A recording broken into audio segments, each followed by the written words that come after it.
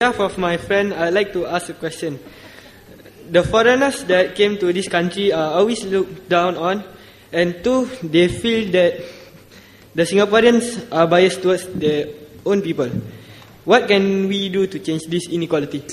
It's something which we have to be very mindful of, right? I think in the end, when you look at the foreigners, who come to our country, they're also in search of a better life, and for many of them, this is not their home, right? They're only here temporarily. So think about how, these are people who will help to build this country, right? The MRT system, the roads, the buildings, and all.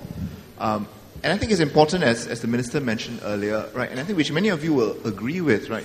We should treat them as human beings, right? Why should their nationality matter, right? They are here, using the dignity of work, right, to make a living, to help themselves have a better life and their families back home. The other thing which I want to mention is also, this tendency to discriminate. Remember, all of us could be a minority at any one point in time. Just remember that, right? And I think, regardless of which religion or which racial group you come from, right? There will always be situations in which we will be a minority, and I think, the golden rule applies, right? The golden rule is something that applies to all the different traditions, cultures, and civilizations, right? Do unto others what you want others to do unto you.